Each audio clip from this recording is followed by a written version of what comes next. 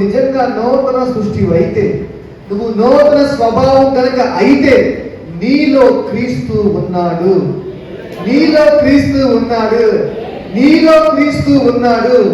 ఈ ఆలోచన కనుక నీలో స్థిరంగా బలపడితే ఈ రాత్రి వేళ ఈ లోకంలో జీవిత యాత్ర చేసేంత వరకు పాపం జోలికి వెళ్ళవు.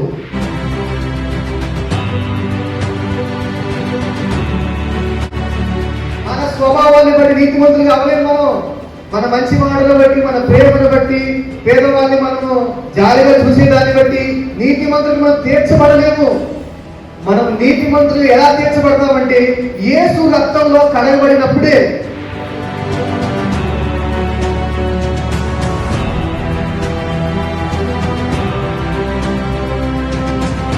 సిలువ వేసిన జీవితం అయితే బూతులే మాట్లాడను, అబద్ధాలు మాట్లాడను, మంచిగా ఉంటాను. కానీ ఇది మానవుడి వల్ల జరిగేది కాదు. ఇది మనలో ఉన్న ఆయన చూసుకుంటాడు. హల్లెలూయా. ఆయన నడిపించుకుంటాడు, ఆయన జ్ఞానం ఇస్తాడు, ఆయన శక్తి ఇస్తాడు, ఆయన ఆరోగ్యం ఇస్తాడు, ఆయన ఆశీర్వాదం ఇస్తాడు, ఆయన పరలోకాన్ని తీసుకెళ్తాడు. ఇంక నేనేం చేయాలి? ఏం లేదంగా దేవుణ్ణి స్తుతించుకోవడమే. అయ్యా నీకు స్తోత్రం, నా కోసం వచ్చే స్తోత్రం, సిలువ వేసుకున్న స్తోత్రం, నీతిమంతుడిగా మార్చే స్తోత్రం, ఆశీర్వాదం ఇస్తున్న స్తోత్రం, స్తోత్రమే స్తోత్రమేగా. హల్లెలూయా.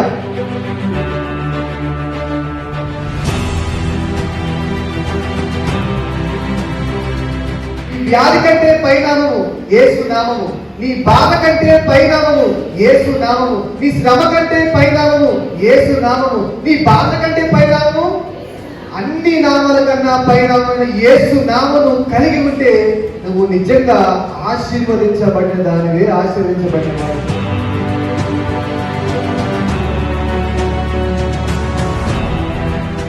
ఈ సమస్యని కొట్టే ఒక నామం యేసు నామం.